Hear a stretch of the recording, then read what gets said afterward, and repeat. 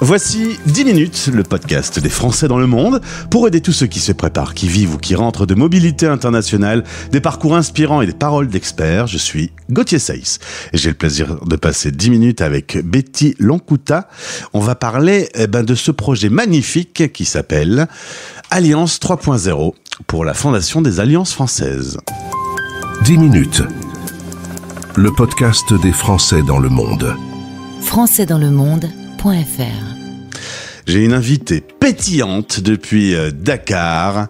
Tu donnes plein de joie de vivre. Alors nous, on se voit, on est en visio, les auditeurs n'ont que le son. Mais ils vont entendre dans ta voix, ils entendent déjà ton rire. Bonjour Betty, bienvenue. Bonjour Gauthier. On va s'intéresser à ce très beau projet que tu développes au sein de la Fondation des Alliances françaises. Mais juste avant, on revient, si tu le veux bien, sur ton parcours. Tu es originaire de la région parisienne, avec une famille qui est à la République démocratique du Congo, à Kinshasa.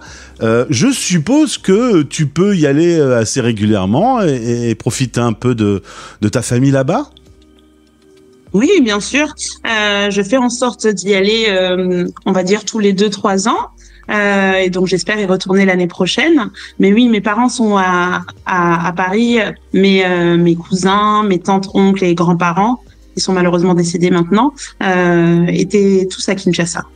Alors au début, tu voulais être prof de maths, et puis les années vont passer, tu te rends compte que les maths, c'est pas fait pour toi finalement, et tu vas par contre avoir un coup de cœur pour les langues étrangères, l'anglais en particulier, et on va saluer au passage Zac Efron, qui nous écoute peut-être actuellement, qui était un beau jeune homme dans la série High School Musical. Lui, il t'a donné une envie d'Amérique.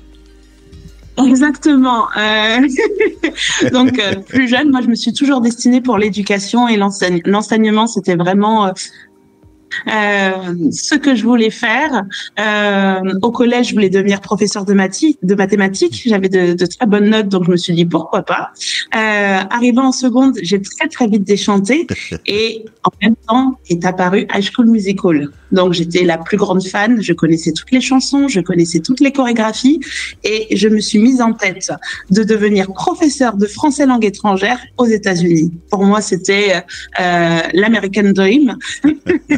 Je pouvais faire le métier de mes rêves qui était d'être professeur, enseigner le français, c'est ma langue première, donc pas de souci. Et en plus, j'avais cet objectif de rencontrer Zac Efron et je l'espérais à l'époque qu'on se marie. Voilà, marier, faire des enfants, etc. Bon, alors après, la vie, c'est pas toujours comme on veut. Aujourd'hui, t'es plus spécialement amoureuse de ce jeune homme qui n'est plus jeune homme d'ailleurs. Non. Par contre, tu as réalisé ces études d'anglais et un master de français langues étrangères. On rappelle que ce mécanisme, c'est apprendre le français à ceux qui ne le sont pas. Exactement. Apprendre le français aux non-francophones. Donc, pour ma licence comme pour mon master, j'ai étudié à Paris 3, Sorbonne Nouvelle. Et puis, tu as eu aussi une expérience en Angleterre. Tu vas y vivre pendant 1 an. Là, c'est la première aventure en tant qu'expat. Un bon souvenir ? Oui, très très bon souvenir. J'étais dans une petite ville qui s'appelle Ipswich, donc je pense que peu de personnes la connaissent à part ceux qui jouent au foot.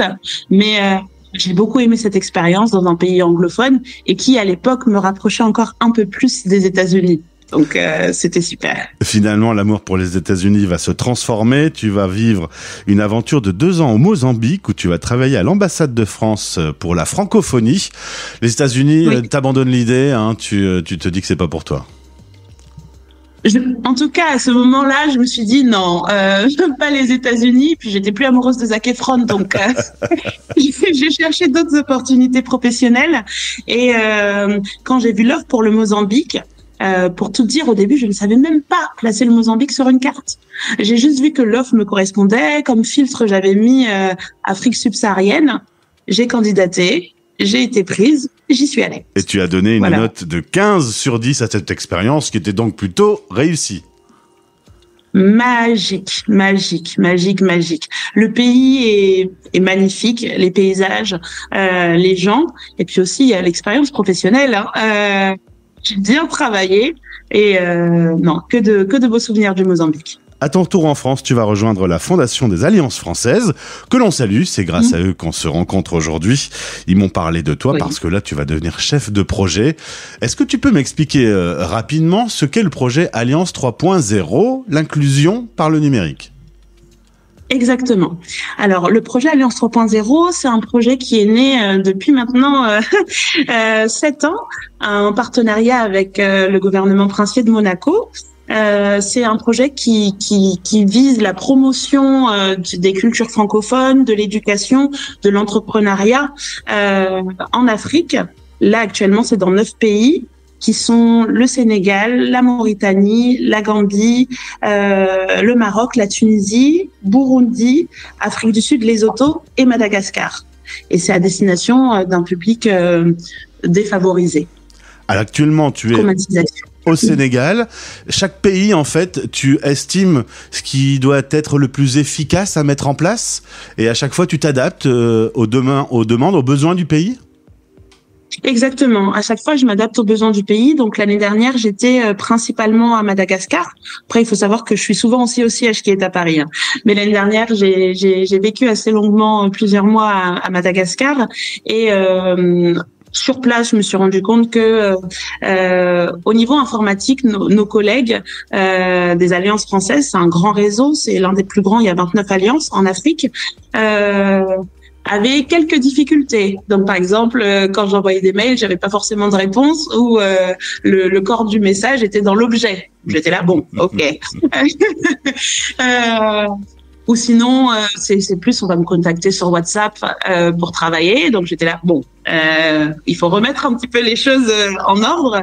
Donc, lors des journées du réseau qui avaient été organisées par l'ambassade de France, on a discuté avec ces alliances françaises, les représentants de ces alliances françaises.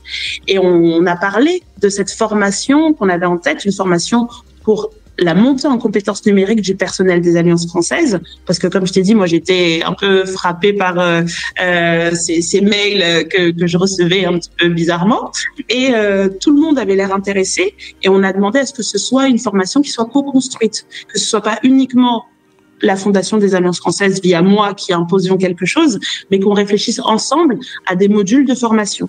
Et du coup, c'est ce qu'on a fait et c'est ce qu'on a pu mettre en place. Et ça se passe plutôt bien. Et alors, pour des choses très pratiques, très techniques, tu accompagnes, tu formes, et ensuite tu laisses des personnes qui ont des vrais outils entre les mains. Exactement. Donc, on accompagne, on forme, on a monté en place la formation avec un formateur en informatique malgache. C'est une formation aussi en langue malgache. C'est à destination des locaux, hein, pas des expats. Et on organise aussi des rassemblements. Donc, le mois dernier, en mois de mai, j'étais à Madagascar pour une semaine. On a réuni 7 alliances françaises du nord du pays pour qu'on puisse échanger par rapport à leurs acquis et à leur retour aussi concernant cette formation. Et là, fin juillet, on a également une nouvelle rencontre avec 7 nouvelles alliances françaises. Donne-moi un exemple concret. Là, tu parlais d'une aide pour des jeunes femmes, à leur apprendre à utiliser Instagram, etc. Pour qu'on comprenne bien à quoi peut servir le projet. Le projet, c'est vraiment pour l'inclusion ou la montée en compétences, comme je viens de le citer pour le cas de Madagascar. Au Sénégal, c'est différent. Les problématiques au niveau du numérique sont totalement différentes d'un pays à l'autre. Ici, je travaille avec 2 alliances françaises, l'Alliance française de Kaolack et l'Alliance française de Ziguinchor. Il n'y a pas d'alliance française à Dakar, il y a un institut français. Et à Kaolack comme à Ziguinchor, on a fait un appel à candidature. Pour chaque alliance, on doit avoir entre 10 et 15 jeunes filles qui ont entre 18 et 25 ans. Et en fait, on les accompagne. Au sein de l'alliance, on donne des cours de français, d'informatique et d'entrepreneuriat. Et chez un partenaire, elles ont des cours en restauration et en couture. L'objectif final, à la fin de cette formation intensive en formation professionnelle, c'est qu'elles reviennent à l'Alliance et que nous, on les appuie, on les accompagne pour qu'elles puissent vendre leurs services sur les réseaux sociaux. C'est comme ça que ça fonctionne ici. Donc, que ce soit sur WhatsApp, sur Facebook ou sur Instagram. Comment se passe la francophonie en Afrique? Est-ce que on perd du terrain? Est-ce que faut le travailler, le soutenir, le maintenir, le développer? Je pense qu'il faut toujours le soutenir et le développer. Je dirais pas qu'on perd du terrain. Moi, j'étais à Madagascar et là, maintenant, je suis au Sénégal. Bon, avant, j'étais au Mozambique, c'est un pays lusophone. Donc là, c'est encore autre chose. Je pense qu'il faut continuer à soutenir et à proposer de belles actions francophones. À faire connaître nos artistes français, mais également les artistes francophones. Il y a beaucoup d'échanges. Moi, je suis au Sénégal, à Dakar, donc la langue la plus parlée, je dirais que oui, pour la majorité des gens que je rencontre, c'est le français, mais il y a aussi le Wolof. Donc, c'est vraiment une terre où, je dirais, plus plurilingue que ce qu'on peut voir nous en France, mais c'est aussi quelque chose à valoriser. Tes envies américaines se sont distillées avec le temps, si j'ai bien compris, Betty.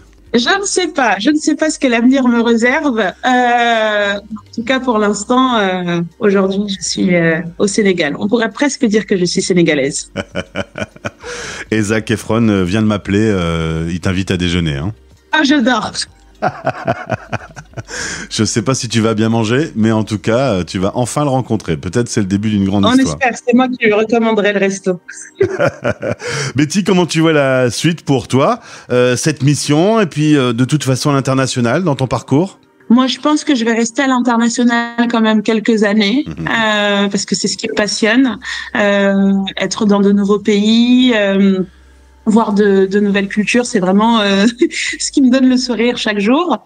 Donc, pour le moment, c'est le Sénégal, en sachant que j'ai la chance aussi de pouvoir rentrer très régulièrement en France.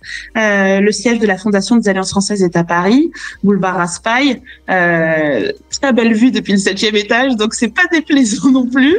Donc, je ne sais pas.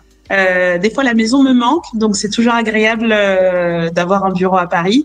Et quand j'ai besoin d'être à l'étranger, ben oui, c'est cool d'être au Sénégal et avancer à Madagascar. Merci beaucoup, Betty, pour ce délicieux parcours et cette passion que tu mets dans ce projet qui s'appelle Alliance 3.0, piloté par la Fondation des Alliances Françaises. À très vite. À très vite. Français dans le